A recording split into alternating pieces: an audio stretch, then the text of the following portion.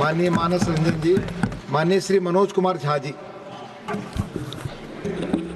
शुक्रिया उपसभापति महोदय, बहुत बहुत धन्यवाद आपका। इस अवसर पर मैं महामहिम के अभिभाषण पर अपनी बातें अपने दल की ओर से रखने के लिए खड़ा हुआ हूं। सर, महामहिम के अभिभाषण की परिपाटी से हम सब वाकिफ हैं। इसी सरकार ने नहीं, हर सरकार उनकी कैबिनेट अभिभाषण तैयार करती है। महोदय, कई परंपराएं हमने बदली हैं। बरबस एक ख्याल आता है कि अगर ये परंपरा, इस पर हम सोचें कि महामहिम अगर विशुद्ध अपने अनुभव, अपनी पीड़ा और कोई ऐसा मैकेनिज्म हो, ये मैं आगे के लिए सवाल छोड़ता हूं, क्योंकि मैं आज सुबह सोच रहा था माननीय उपसभापति महोदय, अगर धृतराष्ट्र ने महाभारत को संजय की नजर से ना देखा होता तो क्या होता? संजय को कैबिनेट मान लिया जाए। मैं इस संदर्भ में ये बात रखना चाह रहा था। खैर, जाहिद ने मेरा हासिल ईमान नहीं देखा, रुख पे तेरी जुल्फों को परेशान नहीं देखा।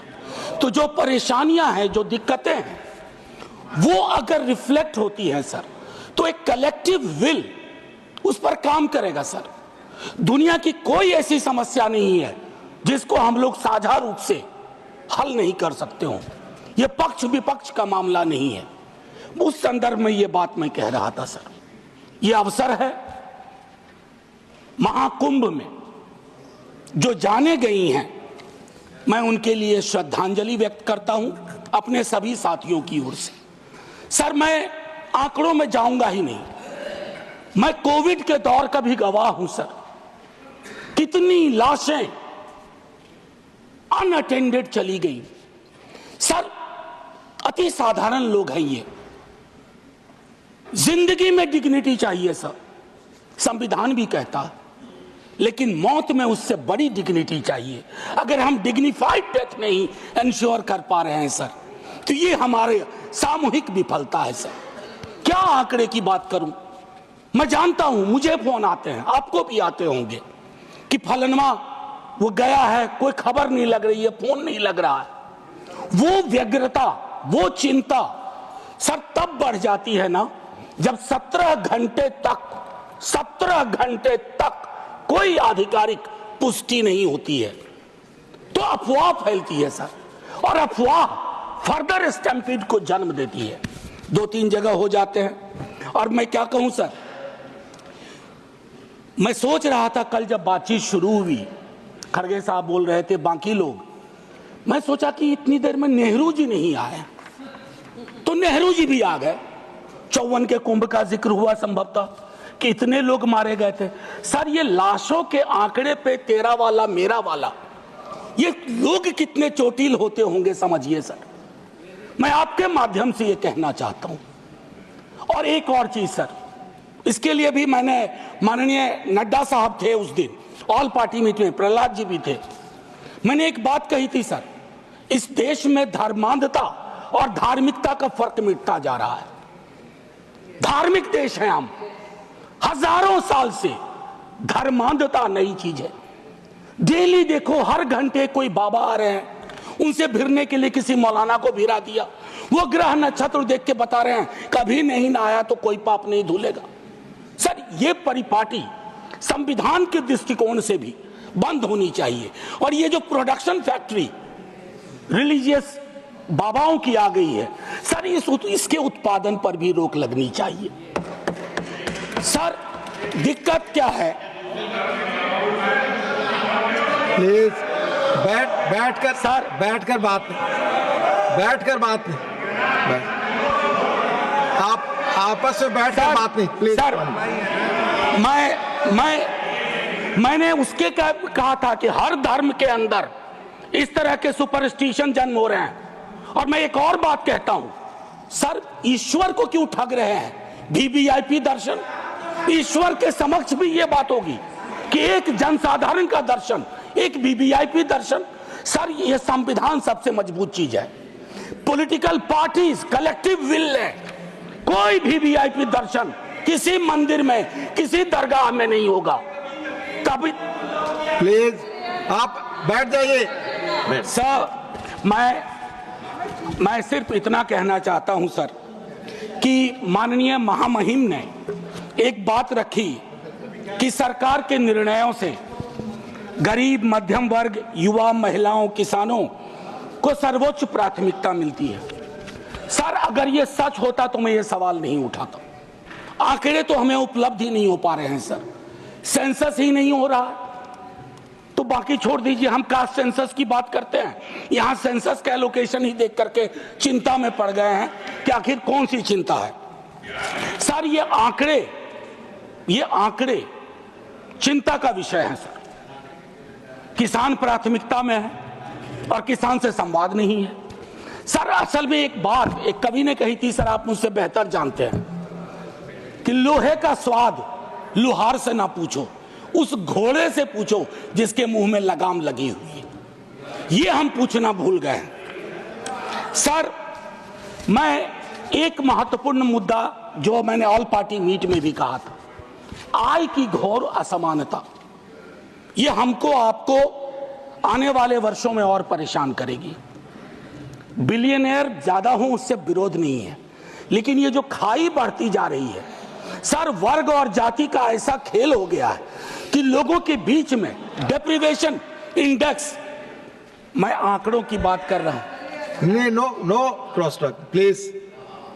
आमतौर पर आप झाजी चेयर की सर, मैं सिर्फ ये कहना चाहता हूं, बेरोजगारी, मैं जानता हूं सर, इसका इंस्टेंट सॉल्यूशन किसी के पास नहीं है। मैं ये कहूं कि नड्डा साहब की सरकार बैंडेड लगा देगी, नहीं सर, वो नहीं होगा। लेकिन कलेक्टिव विल क्या है, ब्लूप्रिंट क्या है बेरोजगारी के लिए? उसके लिए पहली चीज होती है सर, एक्नॉलेज इट, मानो कि बेरोजगारी है। डोंट कुक डेटा कुकिंग करेंगे, इतने को ऐसे रोजगार मिल गया, इतने वहां कुछ तल रहा है, इससे फर्क नहीं पड़ता सर। हर 3 युवा में 2 बेरोजगार है। और नतीजे में देखिए सर, एक हमारे यहां संस्था है बिहार में जो परीक्षाएं कंडक्ट करती हैं उच्च पदों की।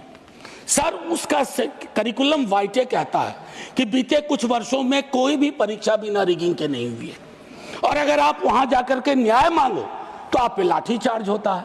तो युवाओं का कौन सा देश हम दे रहे हैं सर? एक ऐसा देश जिसमें वो अपनी मांगों के लिए सड़कों पे ना आए, और लेजिटिमेट मांग सर, कोई गलत मांग नहीं। सर, मेरे रेलवे मिनिस्टर साहब के रेफरेंस से बहुत सारी ट्रेनों का जिक्र किया, वंदे भारत, अमृत भारत, नमो भारत, मुझे कोई गुरेज नहीं। नीरज भाई ने कल अच्छी एक बात कही थी, हम और नीरज भाई वैशाली एक्सप्रेस में एक बार मिले थे, ये बस्ती से चढ़े थे संभवतः, मैं सहरसा से था। सर, मैं चाहूंगा कि वो जो पुरानी एक्सप्रेस और पैसेंजर ट्रेन्स हैं जो इस देश के 88-90% कैरेज को ले जाती है, लोगों को ले जाती है, उनकी क्या हालत, उनकी हालत अगर देख लें। और मैं तो कहूंगा माननीय रेल मंत्री जी से आपके माध्यम से औचक निरीक्षण करें, लेकिन भेष बदल के, मुरेठा बांध लें, दाढ़ी बढ़ा लें, ताकि लगे नहीं कि ये वही व्यक्ति हैं, और फिर देखें कि अद्यतन स्थिति क्या है सर। सर, पेज नंबर 25 में माननीय महामहिम कहती हैं वामपंथी उग्रवाद से प्रभावित जिले कम हो रहे हैं। बड़ी खुशी की बात है, लेकिन एक दक्षिणपंथी उग्रवाद भी है, एक दक्षिणपंथी अतिवाद भी है, और जिसके अंदर संभावना होती है कि वो छद्म राष्ट्रवाद का रूप ले लेता है। उसके बारे में हम क्या सोच रहे हैं, ये भी सर तय करना होगा, अन्यथा संविधान के मूल्य, ये सारी चीजें खारिज हो जाएंगी। सर, पेज नंबर 27 पे पैरा 31 महामहिम कहती हैं 144 करोड़ आबादी के क्षेत्र हैं, भिन्न भिन्न राज्य हैं, भिन्न भिन्न आबादी में भिन्न भिन्न क्षेत्र हैं, भिन्न भिन्न भाषाएं हैं। मेरी समझ में नहीं आया कि हमने रिलीजन को, धर्म को ओमिट क्यों किया इसमें। हम भिन्न भिन्न धर्म के भी देश हैं, और ये हिंदुस्तान की खूबसूरती है, भारतवर्ष की खूबसूरती है कि दुनिया का कोई ऐसा धर्म नहीं है जो हमारे यहां ना हो, और पारस्परिक मेल जोल का एक लंबा इतिहास रहा है। हम दुनिया को सीख दे सकते हैं, हम दुनिया को सीख दे सकते हैं कि let's learn from pluralism from us, peaceful coexistence. हालांकि हाल के दिनों में हमने वो लर्निंग का जो मॉड्यूल है उसको खराब कर दिया है।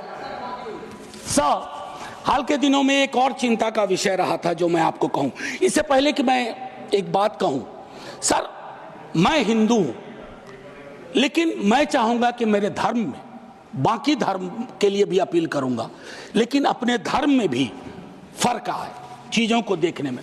सर ये किताब है, अगर आप कहेंगे तो मैं गिफ्ट करूंगा नड्डा साहब को।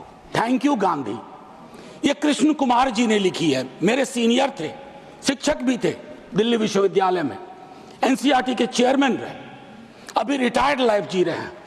उनका एक दोस्त था मुन्ना, ब्यूरोक्रेट था मध्य प्रदेश का। He died an unfortunate death during Covid. उसकी डायरी के पन्नों से यह किताब बनी है। कृष्ण कुमार जी ने यह किताब ली। क्या कहते हैं सर पता है? कलेक्टिव गिल्ट का एक्सप्रेशन हमारे धर्म में कम रहा। औरतों के साथ क्या क्या नहीं हुआ, कलेक्टिव गिल्ट नहीं। जातियों में देखिए किस तरह का व्यवहार रहा, कलेक्टिव गिल्ट नहीं। गांधी की हत्या के बाद कलेक्टिव गिल्ट का अभाव रहा। उस संदर्भ में यह किताब है। मैं ऐसे ही नहीं कह रहा हूं, मैं गिफ्ट करूंगा लिख करके माननीय नेता सदन को। बड़ा गडमड हो रहा है। अगर देखें महामहिम के भाषण में, अभी हाल के दिनों में चर्चा हुई कि स्टेट, सर पॉलिटिकल लाइफ में विरोध करना तो इनकी नीतियों का शुरू किया था विद्यार्थी के रूप में। तो हम कहते थे Indian state oppressive state, Indian state down down, लेकिन हम फर्क जानते थे राज्य और राष्ट्र का। हाल के दिनों में एक बयान आया नेता प्रतिपक्ष का, उसके बाद शुरू हो गया कि राष्ट्र को कहा नहीं भाई। मैं एक पेपर पढ़ाता हूं एमए में, डिपार्टमेंट ऑफ सोशल वर्क में, दिल्ली यूनिवर्सिटी में। उसका नाम है state political economy and governance. उसका पहली यूनिट में कहता हूं there is a difference between nation comma state comma it's government. हम तीनों डिस्टिंक्शन को ब्लर कर रहे हैं। मैं राष्ट्र की खूबसूरती के लिए अपने सरकार की आलोचना करूंगा, मैं राष्ट्र की बेहतरी के लिए अपने राज्य की आलोचना करूंगा, लेकिन मैं राष्ट्र के साथ मोहब्बत में हूं इसलिए कर रहा हूं। इस डिस्टिंक्शन को खत्म ना किया जाए सर। एक चीज 2022 के अगस्त महीने में हमारे बिहार के मुख्यमंत्री जी की अंतरात्मा जागी, हम साथ आए। साथ आने सर कुछ फर्क पड़ा, 5 लाख नौकरियां मिली, युवाओं में जोश आया। दूसरी चीज ज्यादा महत्वपूर्ण है सर, दूसरी चीज ज्यादा महत्वपूर्ण है। चलिए उस पर ऐतराज है, बाद में बात करेंगे। दूसरी चीज ज्यादा महत्वपूर्ण है, 3.5 लाख प्रक्रियाधीन के बाद जातिगत सर्वेक्षण हुआ सर। प्रधानमंत्री जी तक वो डेटा है, हमारे नेता सदन के पास भी वो डेटा होगा, वित्त मंत्री साहिबा के पास वो डेटा है, लेकिन उस डेटा के आधार पर बजट क्यों नहीं बनता है? वो 9वीं अनुसूची में क्यों नहीं शामिल किया जाता? सिर्फ इसलिए कि क्रेडिट नेता प्रतिपक्ष तेजस्वी को मिल जाएगा। आरक्षण का प्रावधान बढ़ाने की बात तो सिर्फ इसलिए कि क्रेडिट आप ले लो, उनको क्रेडिट नहीं चाहिए, क्रेडिट का कॉपीराइट फ्री आप ले लो। लेकिन फिर उनकी अंतरात्मा अचानक सो गई सर। अब जब सो गई तो अब जाग नहीं रही है। एनीवे सर वो अलग मसला है सर। आप निजी टिप्पणी नहीं कर सकते सर। मैंने किसी का नाम भी नहीं लिया। आपने पहले नाम लिया, प्लीज आदि। मैंने नाम लिया था, नाम हटा दीजिए, कहिए मेरे मुख्यमंत्री। नहीं, ठीक है सर। सर इससे क्या होगा ना कि हकीकत भी समावेशी होगा। सर एक चीज जो मैं कहना चाह रहा था कि हाल के दिनों में अभी भी जब हम जिक्र कर रहे थे तो उसमें ये चीज कही कि जो मैंने कहा कि धर्म का जिक्र नहीं है, तो सर वक्त पे बहुत चर्चा हो रही है। इतनी कोशिश रहे, don't throw the baby with the bath water. बच्चे के गुसल के पानी के साथ बच्चा ना फेंक दीजिए। बस मैं इतना कहूंगा, 14-25 का उल्लंघन ना हो, आर्टिकल 14 और 25 का, इतना कहूंगा। और एक चीज सर और कह करके अपनी बात खत्म ही करूंगा। सर मैं दिल्ली विश्वविद्यालय में पढ़ाता हूं, अभी यूजीसी का ड्राफ्ट रेगुलेशन आया, यह भी मैंने ऑल पार्टी मीट में कही थी, हमारे दोनों माननीय मंत्री जी वहां थे, हाँ हमारे साथी लोग सब थे, इन्होंने भी रेज किया। सर ड्राफ्ट रेगुलेशन मैं चाहूंगा आप पढ़िए। सर ये विश्वविद्यालयों की मौत की इबारत है। It's going to be an obituary for the university system at it exist today. It's anti teacher, anti university and anti federalism, anti student. क्यों ये कह रहा हूं मैंने एक अंग्रेजी दैनिक में लेख लिखा इसके बारे में। सर विश्वविद्यालय का हूं, पीड़ा होती है। क्या बनाना चाह रहे हैं विश्वविद्यालय का? विश्वविद्यालय में विश्व शब्द महत्वपूर्ण है, वैश्विक, वर्ल्ड व्यू उसका क्या है, नैरो है या व्यापक है? अगर नैरो है तो फिर क्या जरूरत है? या कहीं ये प्लान तो नहीं है कि पूरी की पूरी शिक्षा की व्यवस्था हम निजी हाथों में सौंप दें, ताकि आपके तो स्कूल के नाम भी मैंने कई बार आपत्ति दर्ज की है, Eklavya model school. Sir Eklavya के नाम पर, एकलव्य को प्रताड़ित चरित्र मानता हूं, प्रताड़ित था वो, सिस्टम का पार्ट नहीं था। इसलिए सर मैं चाहता हूं कि पूरी व्यवस्था उस अनुसार से हमें देखनी चाहिए। सर एक चीज कहूंगा इसमें, अगर मैं 2-3 छोटी छोटी चीजें सर, आंगनवाड़ी, सहायिका, आशा, ये हमारे कैरियर्स हैं, हमारी सारी स्कीम को ढो रहे हैं। उनका मानदेय क्या है? उनका मानदेय चिंता का विषय है। सारी स्कीम को वो कैरी करते हैं। एक तो वैकेंसी है, ऊपर से उनके मानदेय में कोई बढ़ोतरी नहीं, तो एक स्टैग्नेशन है सर, कंप्लीट स्टैग्नेशन है। उनके लिए सोचा जाए, उनके बारे में, उनके कार्य के अनुरूप चर्चा हो।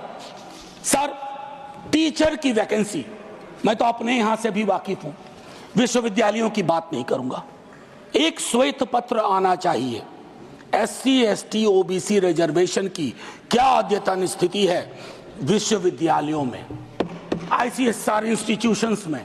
सर लोगों की आंखें फटी रह जाएंगी। मैं बता रहा हूं, कोविड में जब मैंने बात की थी, जो आज मैंने कुंभ वाली बात की, बीजेपी के दोस्तों ने आके कहा somebody had to speak। Sir हम पार्टी अलग अलग हो, धारा तो एक है सर। लोग उनसे भी तो कहते होंगे कि हमारा रिप्रेजेंटेशन क्या हो रहा है, हमारे बारे में क्यों नहीं बोलते हो?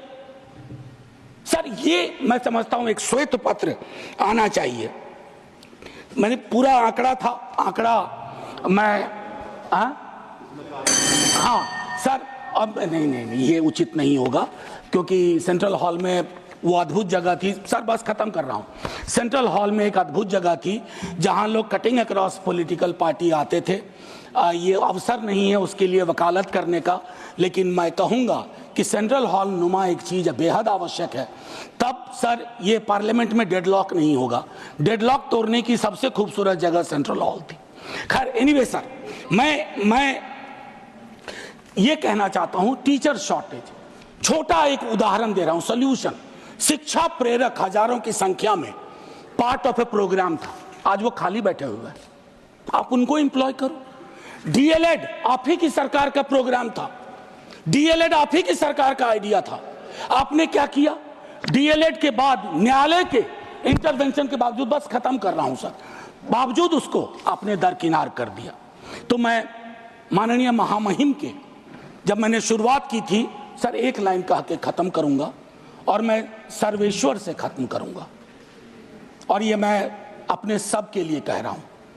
यदि तुम्हारे घर के एक कमरे में आग लगी हो तो क्या तुम दूसरे कमरे में सो सकते हो? यदि तुम्हारे घर के एक कमरे में लाशें सड़ रही हो तो क्या तुम दूसरे कमरे में प्रार्थना कर सकते हो? यदि तुम्हारा जवाब हां है, मुझे तुमसे कुछ नहीं कहना है। जय हिंद सर।